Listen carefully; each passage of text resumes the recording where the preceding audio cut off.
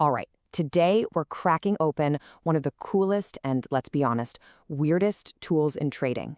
It's this wild mix of 13th century math and the lightning fast pace of modern markets. We're going to dive deep into Fibonacci trading.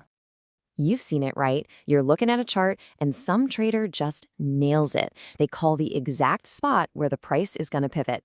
How in the world do they do that? Well, spoiler alert, a lot of the time they're using Fibonacci.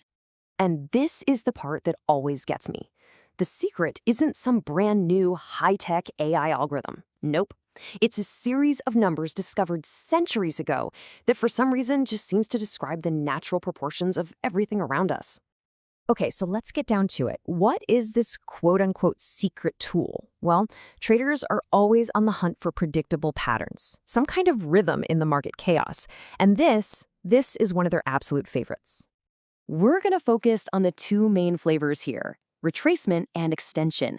Think of it like this. After a big price surge, retracement helps you guess how far it might pull back before taking off again.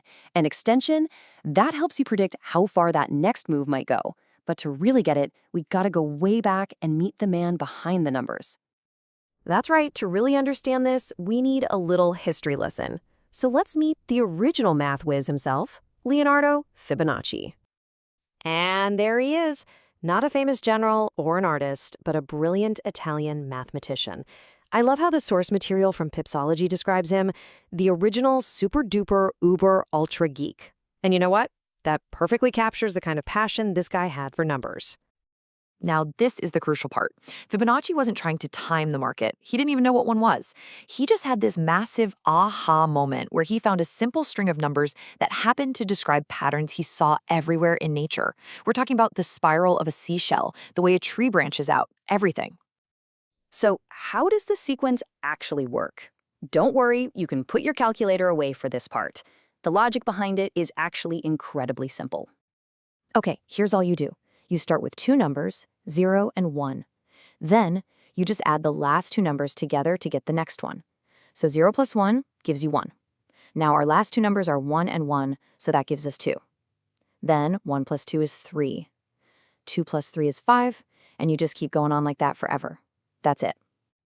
And this is what you get, this endless sequence, where every number is just the sum of the two that came before it. But here's the twist. The sequence itself isn't the magic tool. It's the relationship between these numbers that traders really care about, because when you start dividing them by each other, some very specific, very important ratios start popping up. This is the big one, the main event. It's often called the golden ratio.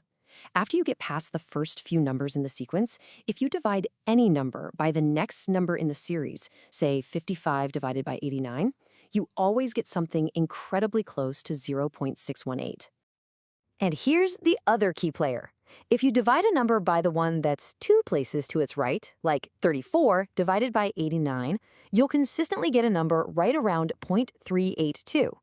These ratios are pretty much the foundation of Fibonacci trading. Okay, so we've got a math geek, a number sequence, and some cool ratios. How in the world does any of this translate into making actual trading decisions?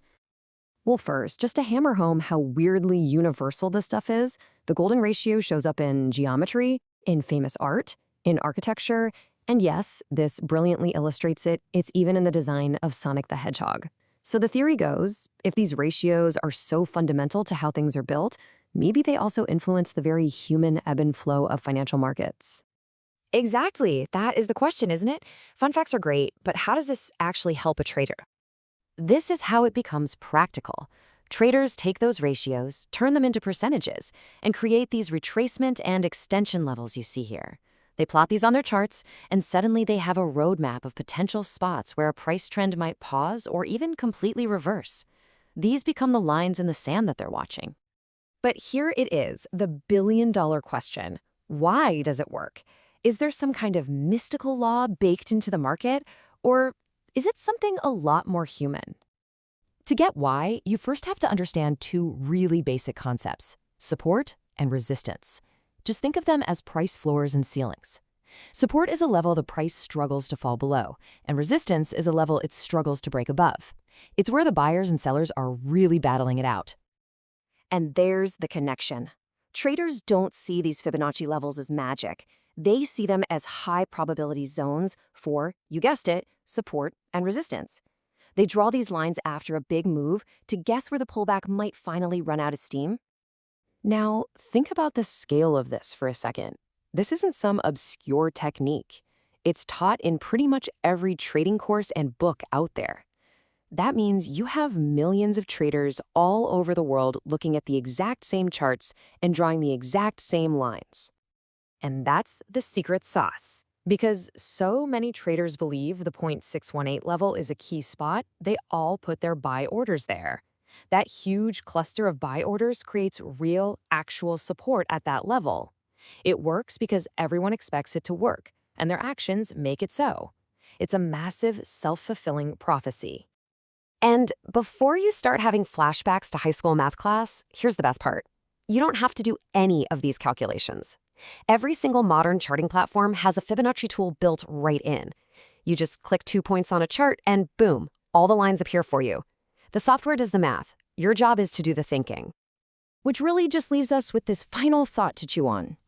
Is the market secretly obeying some hidden mathematical code found in nature? Or have traders just created a powerful system that works simply because of their collective belief and shared actions? Maybe it's a little bit of both. Definitely something to think about.